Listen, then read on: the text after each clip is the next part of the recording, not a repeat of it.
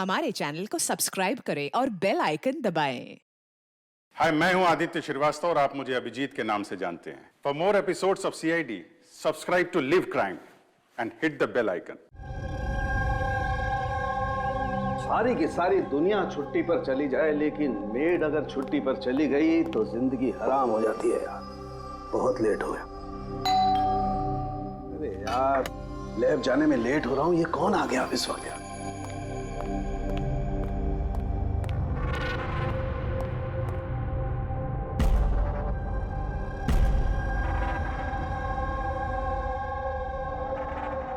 बाहर तो कोई दिखाई नहीं दे रहा।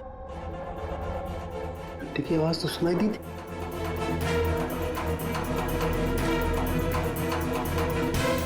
बाहर कोई दिखाई नहीं दे रहा, घंटी सुनाई दी, लेकिन कुछ गड़बड़ है।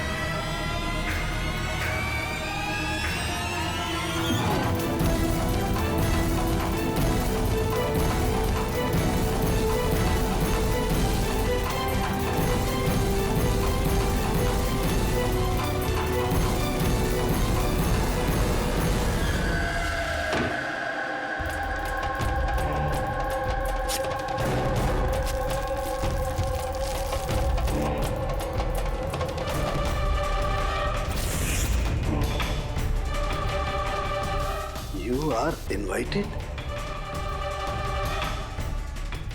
to a murder at 10 Wood Villa, Yali Hills, 400876.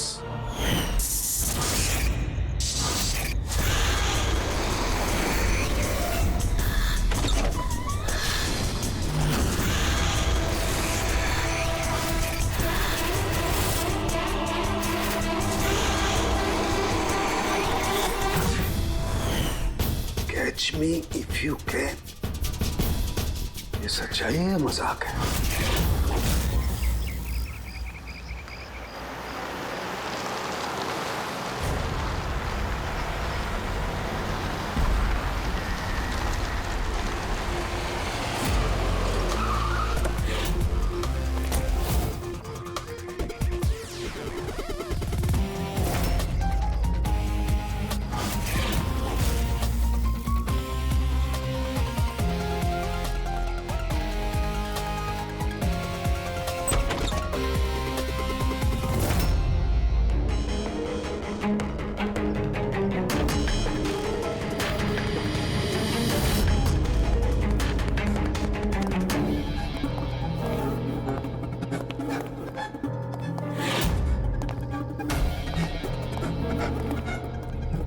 My God.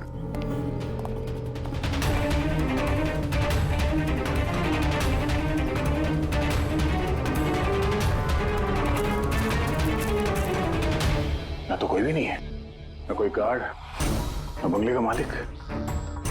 Pankaj, जरा आसपास पता कर, बंगले का मालिक कौन है। जो भी इंफॉर्मेशन मिलती है लेकर आओ। कितनी बेरहमी से खून किया है इसका। पूरे शरीर पर चाकू से वार किए और फिर भी जी नहीं भरा तो उंगलियां काट दी। इतना खून तो जो फैला हुआ है इसके गांव का नहीं हो सकता है। मतलब सा? मतलब ये पूरी कि जितना खून इस पूरे घर में फैला हुआ है, इतना खून तो एक इंसान की बॉडी में होता ही नहीं। कोई आईडी वगैरह नहीं? कौन है ये लड़की? नहीं अभिजीत, कुछ नहीं मिला।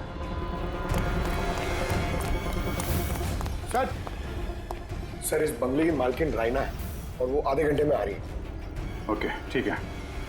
तब तक एक काम करते हैं, यहाँ पे जितनी भी चीजें हैं, ये ब्लड, कोई सबूत, सब इकट्ठा करते हैं। कुछ भी छूटनी नहीं चाहिए। पता तो चले क्या हुआ यहाँ पे।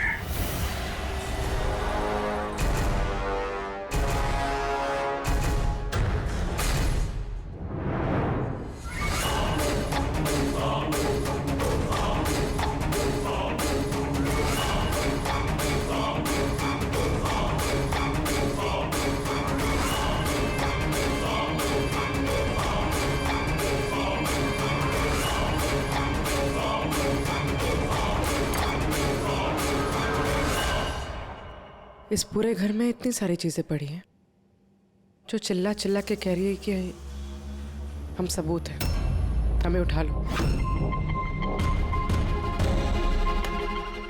कहीं ये सब प्लांटेड तो नहीं? मतलब खूनी हमारे साथ गेम खेल रहा है।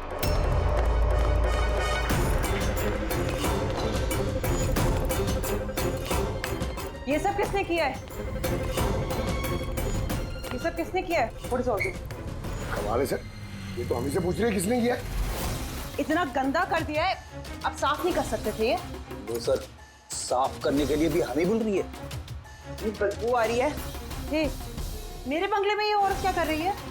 ओए बिरजू, बिरजू कहाँ है? बिरजू, बिरजू। यार लाश देख के लोग या तो बेहोश हो जाते हैं या डर के मारे गिर जाते हैं। इसको तो कुछ हुआ ही नहीं। बिरजू, बिरजू, बिरजू, और बिरजू, बिरजू। राणा जी, आपने ये घर ऐसे ही लावारिस छोड़ रखा है? एक्सक्यूज मी, घर लावारिस नहीं है, इस घर की मालकिन मैं हूँ।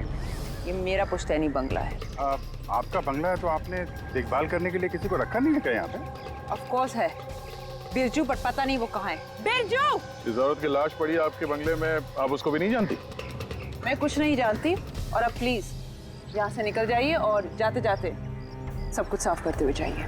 बिरजू! सर ये औरत थोड़ी अजीब है और टेढ़ी भी।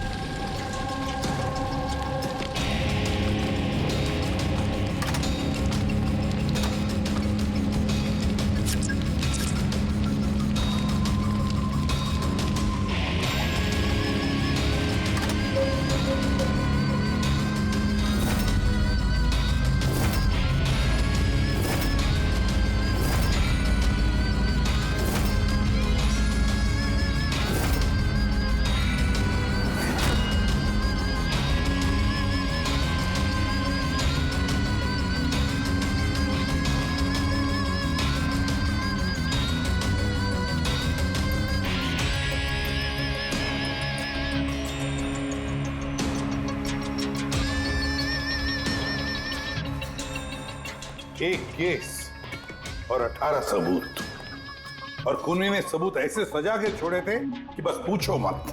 सर लेकिन प्रॉब्लम ये है कि इनमें से कोई भी सबूत हमारे किसी काम का नहीं है। ये सारे सबूत हमारे किसी भी काम के नहीं है, इसका क्या मतलब है तारिका? मतलब ये कि ये सारे सबूत पुराने हैं। What?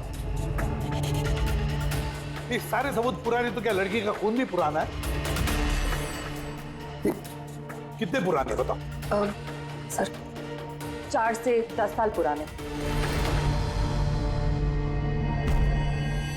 ये सारे सबूत 4 से 10 साल पुराने, तो क्या इसका मतलब है इस लड़की का खून 10 साल पहले हुआ है?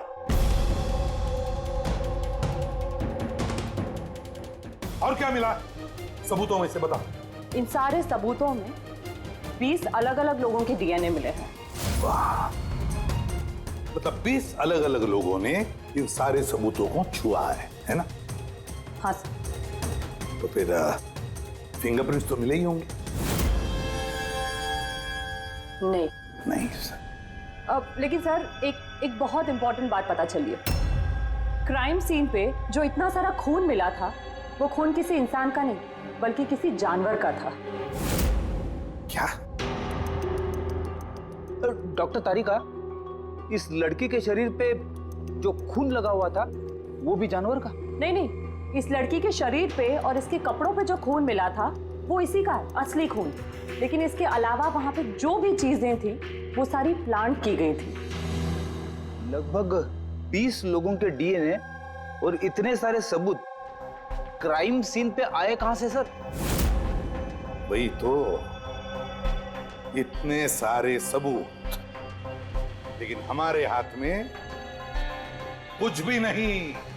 वाह, आप चुपचाप बैठे रहो, कुछ मत बोलना, हम लोग यहाँ गप्पे लड़ा रहे हैं ना। बॉस, मैं जानता हूं ये सारे के सारे सबूत कहां से आए।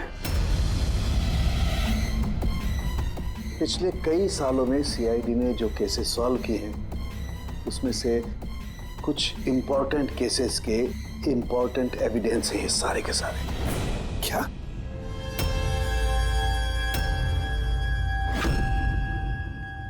जब मैंने रायना और उसके परिवार का बैकग्राउंड चेक किया, उसके परिवार में 2-3 लोग खून के इल्जाम में जेल की सजा काट रहे हैं। और ये रायना, इसे बाइपोलर डिसऑर्डर है। तभी वो वैसे बर्ताव कर रही थी। और वो जो केयर टेकर था बिरजू, उसका कुछ पता चला? सर, उसकी फोन की लास्ट लोकेशन उस बंगले के बाहर ही एक्टिव थी, उसके बाद से ऑफ है। ढूंढने की कोशिश जारी है। कमाल है, उस बंगले में इतना कुछ हुआ और बंगले की मालकिन को कुछ पता ही नहीं। केयर टेकर गायब है। यार ये कहीं बीमारी की आड़ में कोई गेम तो नहीं खेल रहे? हो सकता है, नजर रखनी पड़ेगी उस पर। पंकज, वो जो लड़की की लाश मिली थी उसका कुछ पता चला? सर सारे पुलिस स्टेशन, न्यूज़पेपर और न्यूज़ चैनल में भेज दिया। थोड़ी देर में पता लग जाएगा सर। सारुण के हमारे पुराने केसेस के सारे सबूत वहां पर कैसे पहुंचे? चुपचाप बैठ के नहीं चलेगा सारुण, मुझे जवाब चाहिए अभी। तू फॉरेंसिक सर्जन है, इस फॉरेंसिक डिपार्टमेंट का इंचार्ज है, अपनी जिम्मेदारी से भाग नहीं सकते तो बस बताओ जल्दी। अपनी जिम्मेदारी से नहीं भाग रहा हूं। और नहीं तो क्या? बताओ ना फिर, हमारे पुराने एविडेंस, हमारे रिकॉर्ड में से गायब कैसे हुआ? बस एक काम करते हैं, रिकॉर्ड रूम में चल के वहां पूछताछ करते हैं, पता चल जाएगा बस वहां पर क्या गड़बड़ हुई है। प्लीज। इतने सारे सबूत गायब कैसे हो गए? मालूम है ना ये सबूत कितने इंपॉर्टेंट होते हैं? तो फिर आपके होते हुए ये चूक हुई कैसे? कैसे गायब हो गए सबूत? सर, हमारे होते हुए चोरी नहीं होती सर। तो फिर चोरी कब हुई? सर, ये चोरी रात को ही होगी, क्योंकि हम लोग रात को नहीं रहते ना। इसीलिए चोरी हो गई। और आपका क्या कहना है? सर, मैंने डॉक्टर साहब को कितनी बार बोला कि लॉक वगैरह ठीक करवा लीजिए, दरवाजे खिड़कियां ठीक करा लीजिए, सीसीटीवी कैमरा लगवा लीजिए, लेकिन डॉक्टर साहब हमारी सुनते ही नहीं है। और तो और क्या? और क्या? सर वो पता नहीं किसी को भी लेके आ जाते हैं सर, बोलते हैं कि पुराने एविडेंस देखने हैं। किसे लेकर आए थे ये? पिछले 3 महीने पहले किसी को लेकर आ गए, बोले कि क्राइम जर्नलिस्ट हैं, इनको पुराने एविडेंस देखने हैं। बॉस वो एक जर्नलिस्ट था, फॉरेंसिक पर एक आर्टिकल लिखना चाहता था, मुझसे रिक्वेस्ट की, मैंने उसे परमिशन दे दी बस। देख सारुण के, तो अच्छी तरह से जानता कि यहाँ किसी भी बाहर के आदमी को अंदर आना मना है, और तू जर्नलिस्ट को यहाँ लेकर आया। सर, पिछले महीने भी सर कॉलेज के स्टूडेंट को लेकर आए थे, उन्हें भी पुराने एविडेंस दिखा रहे थे, तो हो सकता है कि उनमें से किसी ने चोरी की हो। नहीं बॉस, ऐसा नहीं हो सकता। वो तो फॉरेंसिक के स्टूडेंट थे, बेचारे मुझसे परमिशन मांग रहे थे। सर, हम स्टडी करना चाहते हैं, कुछ प्रैक्टिकल देखना चाहते हैं, कुछ सीखना चाहते हैं, सर प्लीज परमिशन दे दीजिए। मैंने उन्हें परमिशन दे दी बस। बॉस, मैं एक रेस्पॉन्सिबल इंसान हूँ बॉस, आफ्टर ऑल ये मेरा अधिकार भी तो है यार। देख सारुण के, सीआईडी को लुटवाने का तुझे कोई अधिकार नहीं है, समझे? और तो और यहाँ कोई कॉलेज खोल के नहीं रखा है फॉरेंसिक सिखाने के लिए। तुम स्टूडेंट्स को यहाँ ला कैसे सकते हो? किसके परमिशन से लाया तुमने? देख सारुण के, अच्छी तरह से याद रख, इस रिकॉर्ड रूम में कोई भी नहीं आ सकता। ना मैं ला सकता हूँ, ना तुम ला सकते हो, ना ये ला सकता है, फिर वो चाहे अपने परिवार वाला हो, कोई दोस्त हो। हाँ अभिजीत।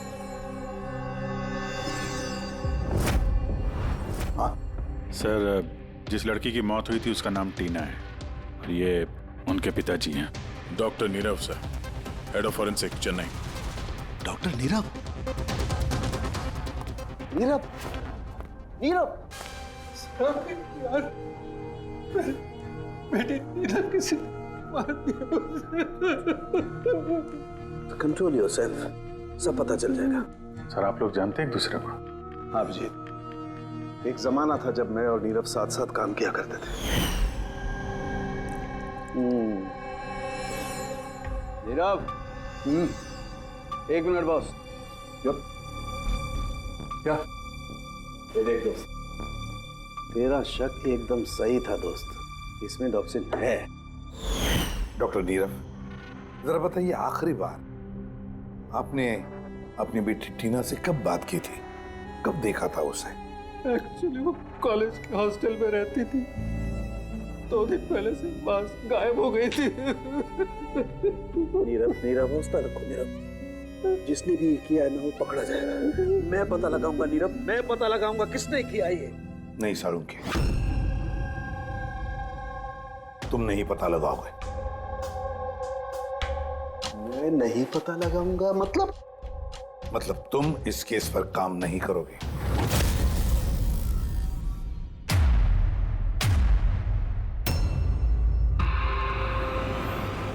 क्यों? क्योंकि तुम्हारी लापरवाही की वजह से फॉरेंसिक रिकॉर्ड रूम में से सबूत गायब हो गए। You are suspended Salunkhe till further notice.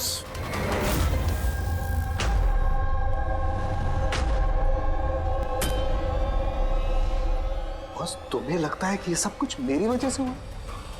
तुम मुझ पर इल्जाम लगा रहे हो? ये इल्जाम नहीं है साळुंखे, ये हकीकत है और ये तुम अच्छी तरह से जानते हो ना। तुम अपने दोस्त जर्नलिस्ट को फॉरेंसिक रिकॉर्ड रूम में ले जाते, ना उन स्टूडेंट्स को फॉरेंसिक रिकॉर्ड रूम में ले जाते, और ना आज मुझे तुम्हें सस्पेंड करना पड़ता।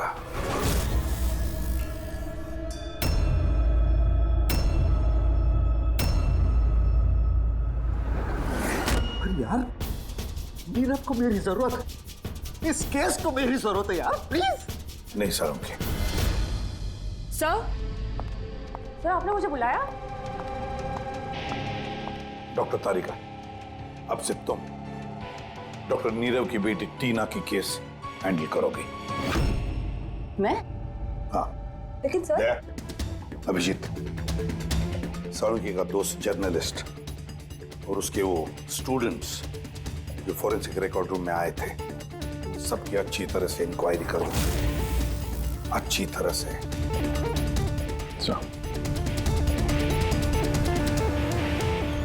डॉक्टर साहब,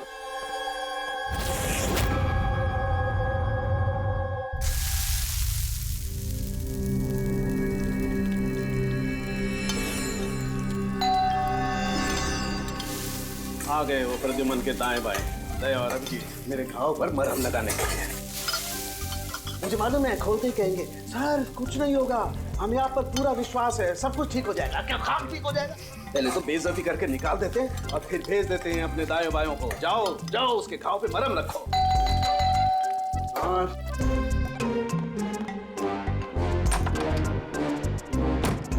हाय। मॉर्निंग।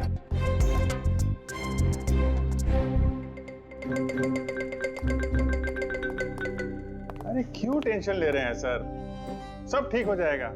हमें आप पर पूरा विश्वास है सर, हमें पूरा यकीन है आप कोई गलत काम कर ही नहीं सकते, मगर क्या करें, प्रोटोकॉल तो फॉलो करना ही पड़ेगा। देखो, मुझे तुम लोगों की सहानुभूति की कतई जरूरत नहीं है, और हाँ, तुम्हारे एसीपी साहब की सहानुभूति की भी बिल्कुल जरूरत नहीं है। बच्चा नहीं हूं, रो नहीं रहा।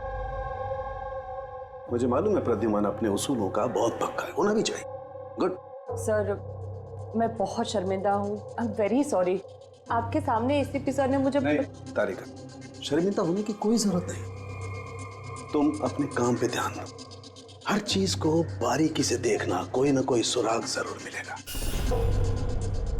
हम जिस चीज को भी छूते हैं अपने निशान छोड़ जाते हैं। Remember, every contact leaves a trace behind. बस इसी फॉर्मूले को फॉलो करना। और हाँ, जब तक ये केस सॉल्व नहीं हो जाए, प्लीज यहां पर मत आना। मैं जानता हूं मैं बेगुनाह हूं और अपनी बेगुनाही साबित करके रहूंगा। तब तक के लिए प्लीज लीव मी अलोन। आप लोग अपने केस पे ध्यान दीजिए।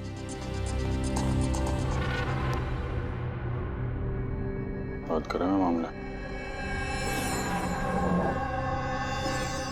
वैसे सर खाने में क्या बना है? भूख बहुत लग रही है।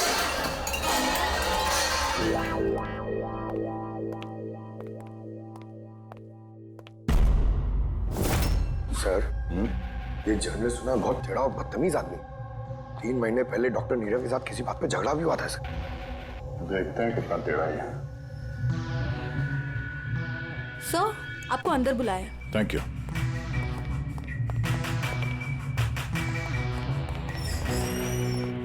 अरे वाह, नसीब हमारे, आज तो सीआईडी टीम के सीनियर इंस्पेक्टर दया से मुलाकात हो ही गई। आइए आइए, बैठिए बैठिए। हम यहाँ बैठने नहीं आए। अरे ऐसी भी क्या बेरुखी है जनाब। चलिए जाने दीजिए, छोड़िए। ये बताइए कि क्या लेंगे? चाय, कॉफी, ठंडा? ठंडा ठंडा वंडा नहीं पीते हम लोग।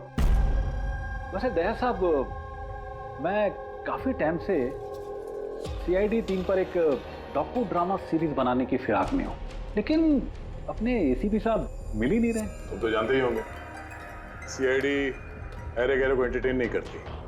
आप सीधे मुद्दे की बात करें। हाँ, क्यों नहीं। पिछले 20 सालों से मैं इस प्रोफेशन में हूं, हमेशा पॉइंट पे रहता हूं। बताइए, सबसे पहले क्या बात करूं? डॉक्टर नीरव से हुए झगड़े के बारे में या फिर फॉरेंसिक रिकॉर्ड विंग के बुरे हाल के बारे में? डॉक्टर नीरव से तुम्हारा झगड़ा क्या था? नहीं, मेरा उनसे कोई झगड़ा नहीं था। मैंने तो बस उन्हें सच्चाई का एक आईना दिखाया था। उन्हें बुरा लग गया। क्या मतलब? मतलब डॉक्टर नीरव के काम को लेकर मैंने एक आर्टिकल लिखा था। मेरे हिसाब से वो फॉरेंसिक के काम के प्रति ईमानदार नहीं थे, थोड़े ढीले ढाले किस्म के फॉरेंसिक एक्सपर्ट थे। इसलिए उन्होंने मेरे खिलाफ मानहानि का केस भी किया। बहुत बेइज्जती हुई मेरी। मैंने उनसे माफी भी मांगी। बड़ा भी उनकी बेटी की दर्दनाक मौत को लेकर मुझे बहुत दुख हुआ। और अपना दुख जाहिर करने के लिए आपने एविडेंस रूम से एविडेंस चुरा कर वहां फेंक दिया जहां नीरव जी की बेटी का खून हुआ था। अरे जनाब, मैं भला ऐसा क्यों करने लगा? मैं भला क्यों पुरानी हड्डियां और खून से सनी साड़ियां चुराऊंगा? तो वहां एविडेंस विंग में क्या देखने गए थे? फॉरेंसिक लैब से एविडेंस कैसे चुराया जाता, मैं ये देखने गया था। मैं आप लोगों की लापरवाही देखने गया था। खैर, अब जाने दीजिए, ये सब बताने की कोई जरूरत नहीं। अब तो आप लोगों को भी पता चल ही गया होगा। देखिए, ज्यादा भाषण मत दीजिए आप। जितना जितना पूछा जाए उतना जवाब दीजिए बस। क्यों? जब खुद पर बात आई तो मिर्चें लग गई।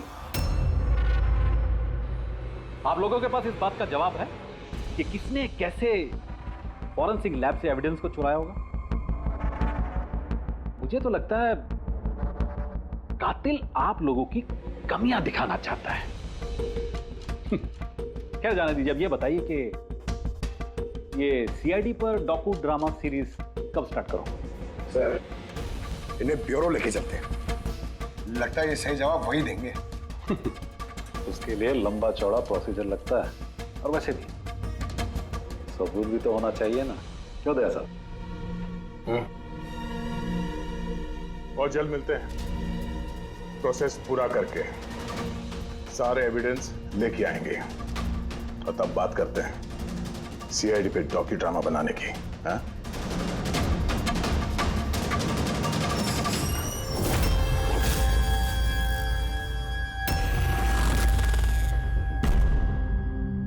डॉक्टर नारायणी? यस जी कहिए। हम लोग सीआईडी से एक केस के सिलसिले में आपसे बात करनी है। जी बताइए। जो स्टूडेंट पिछले महीने फॉरेंसिक रिकॉर्ड रूम देखने गए थे, वो सारे के सारे चोरी और खून के इल्जाम में सस्पेक्टेड हैं। व्हाट? ऑफिसर, आपकी जरूर कोई गलतफहमी हो रही है। हमारे स्टूडेंट ऐसा कभी नहीं कर सकते हैं। हम भी यही उम्मीद करते हैं कि उन्होंने नहीं किया होगा, मगर खून तो हुआ है और इल्जाम उन्हीं पे है। देखो, हमारे बच्चे सिर्फ एजुकेशनल टूर के लिए वहां पर गए थे और आप लोग उन पे शक कर रहे हैं। हमारा काम है केस को सुलझाना और अपराधी को उसके अंजाम तक पहुंचाना। आप उन 10 स्टूडेंट्स को प्लीज बुलाइए। हमें बस उनसे पूछताछ करनी है और उनकी उंगलियों पर निशान लेने। देखिए, आप लोग समझिए, वो लोग स्टूडेंट है। देखिए, हम 3rd डिग्री देके उनको पूछताछ नहीं कर रहे हैं, हम सिर्फ नॉर्मल पूछताछ कर रहे हैं। और हाँ, उनको कुछ बताइएगा नहीं कि हम किस सिलसिले में उनसे बात करना चाहते हैं। ओके। फॉरेंसिक रिकॉर्ड विंग देख के आप लोगों को कैसा लगा? सर मेरा तो दम घुट रहा था वहाँ। कोई जगह है वो भी, पुराने दांत, हड्डियाँ, खून के कपड़े। मुझे तो वो जगह बिल्कुल पसंद नहीं आई। बहुत अजीब सी फीलिंग आ रही थी। तुमको ये खांसी हमेशा रहती? नहीं मैम, कभी कभी होती है। सर मुझे वो जगह बिल्कुल यूजलेस लगी, ना कोई देखभाल, ना सबूत अच्छे से रखे थे। और सर मुझे तो उन कोल्ड केस फाइल्स के एविडेंस को घर ले जाने का मन था, ताकि मैं उन पे स्टडी कर सकूं। मुझे रोमांच महसूस हो रहा था। हत्यारों और पीड़ितों के दिमाग की कल्पना करने की कोशिश की। बुरा इरादा, दुख, दर्द।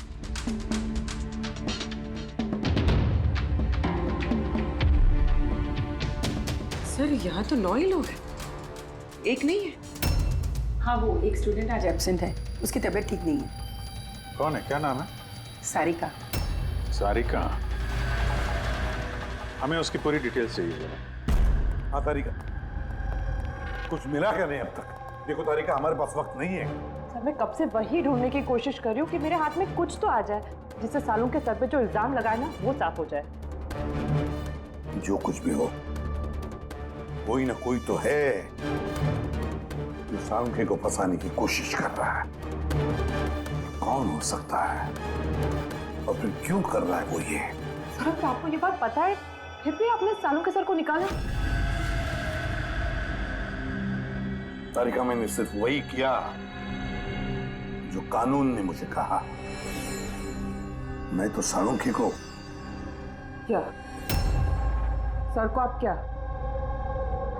खूनी ने बहुत बड़ी गलती की है। कौन सी सर? जब तुम लोग वुडविला गए थे, उस घर में घूम रहे थे, अंदर से बाहर, बाहर से अंदर, सब जगह सबूत इकट्ठा कर रहे थे।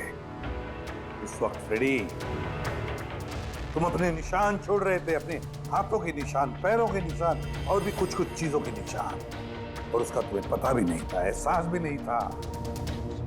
और खूनी बिल्कुल वैसे ही निशान छोड़ कर गया है वहां पर। ऐसे निशान जो हम ट्रेस कर सकते हैं। ट्रेसेबल निशान? याद रखो, हम जिस चीज को भी छूते हैं अपने निशान छोड़ जाते हैं। Remember, every contact leaves a trace behind. Sir ने मुझे हिंट दिया था, मेरे दिमाग में कैसे नहीं आया?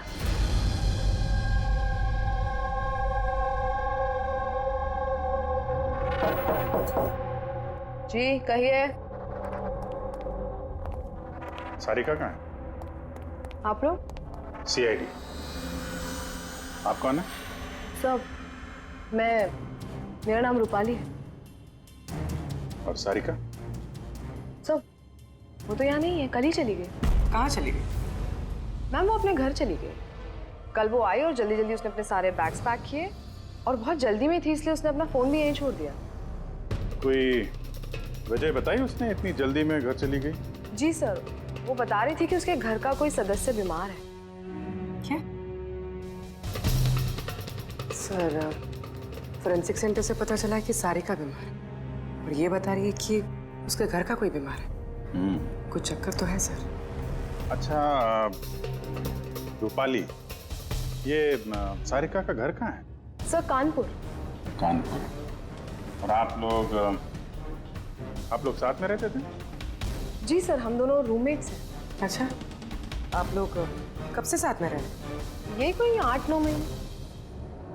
8-9 महीने से तो एक दूसरे के बारे में काफी कुछ पता चल जाता है। क्या कैसी लड़की थी सारिका, कुछ बता सकती हैं आप? सर वो तो बहुत अच्छी लड़की है। इनफैक्ट वो अपने काम से काम रखती है, फोरेंसिक इंस्टीट्यूट जाना, वहाँ से वापस आना, यही उसका डेली रूटीन है। Forensic centre?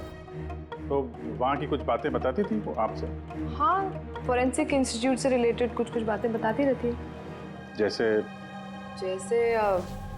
अभी कुछ दिनों पहले वो मुझे बता रही थी कि तुम्हें पता है रूपाली, सबूतों को प्लेस करके ना किसी को भी फंसाया जा सकता है। रियली? लेकिन ऐसा कैसे हो सकता है? अरे बुद्धू, कुछ भी हो सकता है, मैं कर सकती हूँ ना। किसी भी केस को पलटा जा सकता है, सिर्फ और सिर्फ सबूतों के दम पर। अब देख मैं कैसे सबका दिमाग घुमाती हूँ। सर, टीना और डॉक्टर सालुंके के केस में भी तो यही हुआ है। और अब ये सारिका फरार है, इसको ढूंढना होगा जल्दी से जल्दी।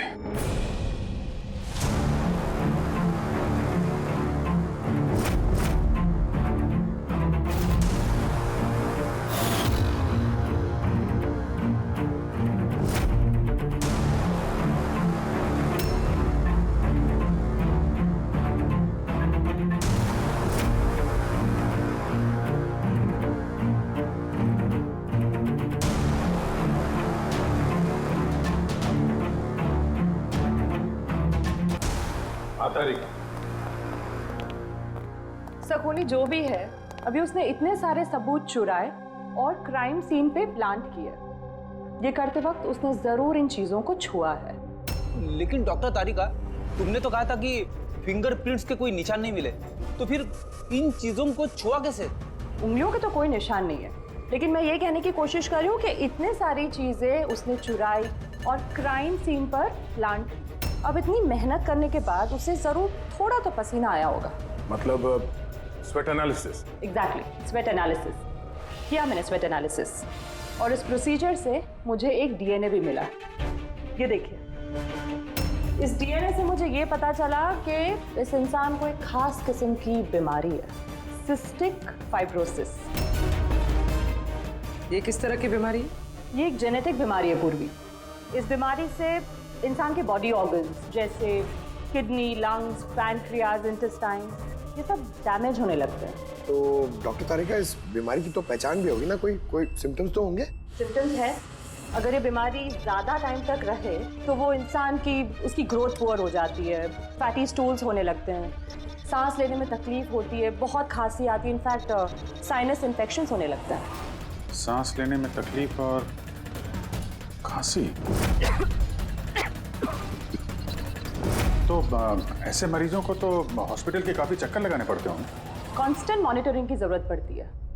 बस सुविधा मुझे, शहर में जितने भी हॉस्पिटल्स हैं सब में जाकर के पता लगाओ सिस्टिक फाइब्रोसिस के मरीज कितने हैं और क्या उनमें से कोई एक ऐसा पेशेंट है जिसका हमारे इस केस से संबंध है।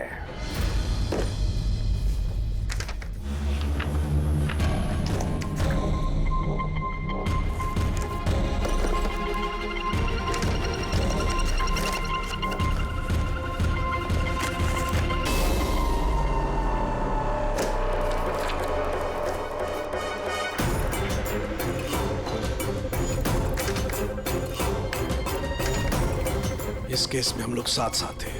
यस। डॉक्टर नीरव की बेटी को मार दिया गया, मुझे सस्पेंड कर दिया गया, तो बचा ललित। अगर ये सब कुछ इस केस की वजह से हो रहा है तो ललित के साथ भी कुछ ना कुछ तो हुआ होगा या कुछ ना कुछ होगा।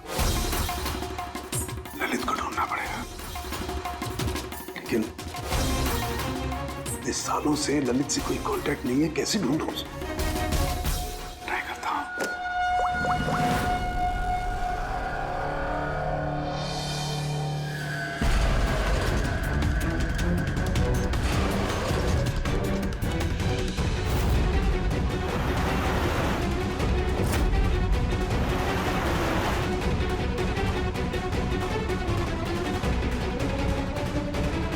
Are you sure?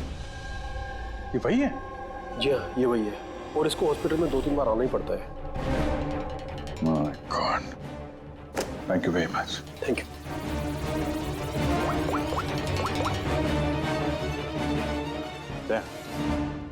कातिल का पता चल गया है। क्या? डॉक्टर ललित मर गए 5 साल पहले? हाँ सर, आप उनकी बेटी से मिल सकते हैं। कहाँ है उनकी बेटी? मेरी बात हो सकती? वो तो मुंबई में है सर, सारिका नाम है उसका। सारिका? जी sir. Okay, thank you. Sarika Mumbai में है।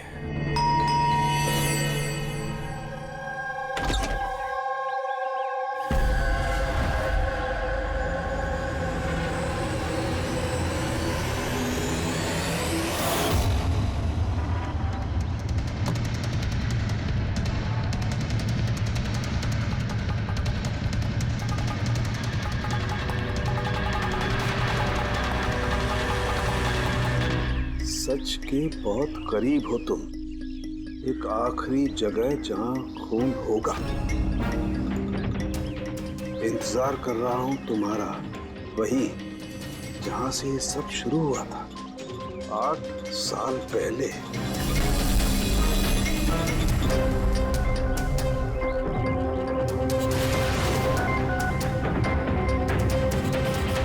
साल पहले।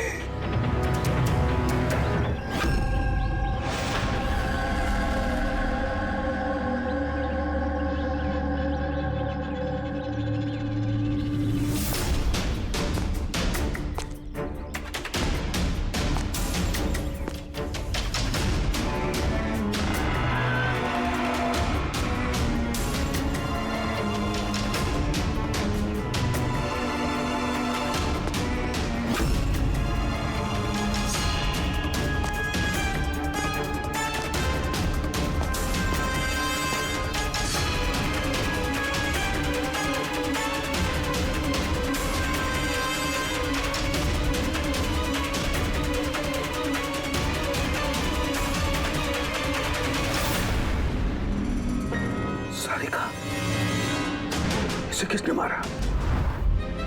ये लाइट को क्या हुआ?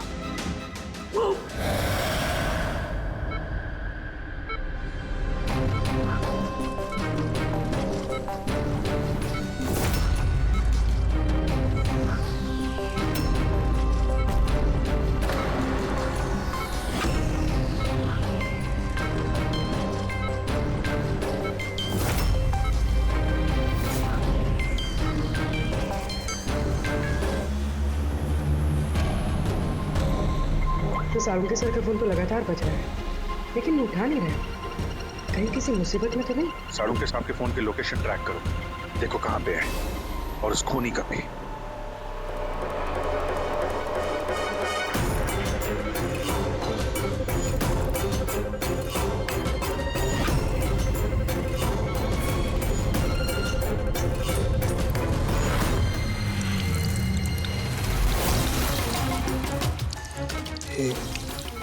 ये क्या कर रही हो? तुम्हारी मौत है, धीरे धीरे और बहुत ही दर्दनाक।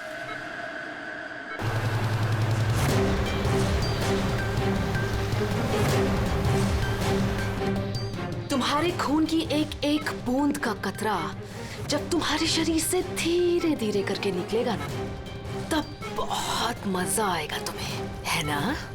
लेकिन तुम ऐसा क्यों कर रही हो? अपने बाप की मौत का बदला ले रही है। अरे हत्यारे हो तुम तीनों। तुम्हारा बाप रघु? हाँ, रघु, जिसे तुमने, डॉक्टर ललित ने और डॉक्टर नीरव ने मिलकर मार डाला। और तुम्हारी वजह से आज मेरा बाप मेरे साथ नहीं है। मार डाला? हमने? कैसे? सबूत इकट्ठा करके मार डाला। तुम लोगों ने सबूत इकट्ठा किया, मेरे बाप को फांसी की सजा दिलवा दी।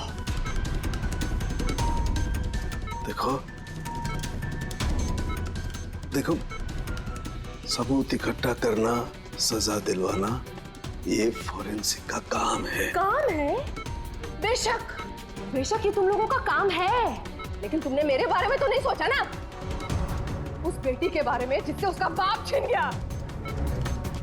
मेरे बाप की मौत के बाद मैं सदमे में आ गई थी, और सदमे से बाहर आने के बाद मैंने सोच लिया था, ठान लिया था कि मैं तुम तीनों को तुम्हारे किए की सजा देकर रहूंगी। तो इसीलिए तुमने टीना को मार डाला? हाँ, मार डाला मैंने उसको, क्योंकि मुझे मालूम था कि डॉक्टर ललित 5 साल पहले ही मर गए हैं। और जहां तक रहा तुम्हारा और डॉक्टर नीरव का सवाल, तो मुझे मालूम था कि डॉक्टर नीरव अपनी बेटी टीना से बहुत ज्यादा प्यार करते हैं। टीना के मरने के बाद वो तो अपने आप ही मर जाएंगे। और तुम, जहां तक रहा तुम्हारा सवाल, तुम अपने फॉरेंसिक से बहुत प्यार करते हो। जब वहां से तुम्हें धक्के मार के बेइज्जत करके बाहर निकाल दिया जाएगा, तब तो तुम अपने आप ही मर जाओगे। लेकिन सारिका ने क्या बिगाड़ा था?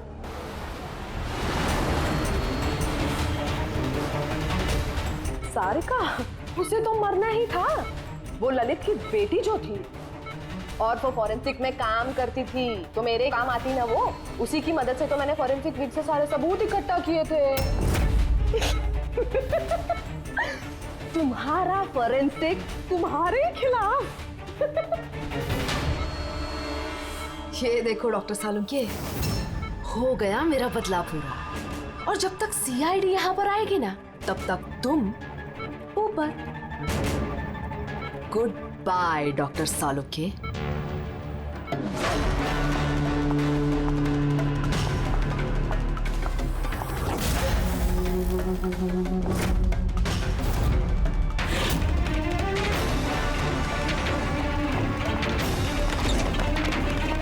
Rupali,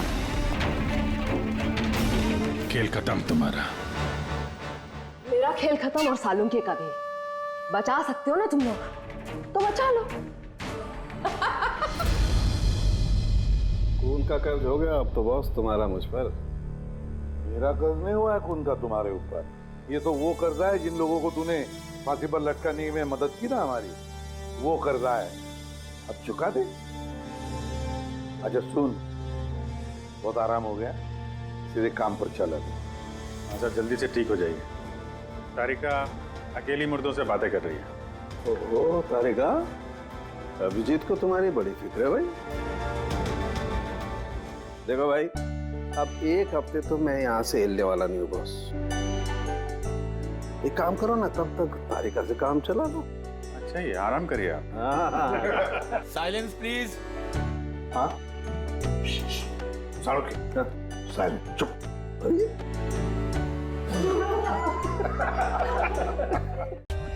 For more updates, subscribe to our channel, click the show links and enjoy watching the videos.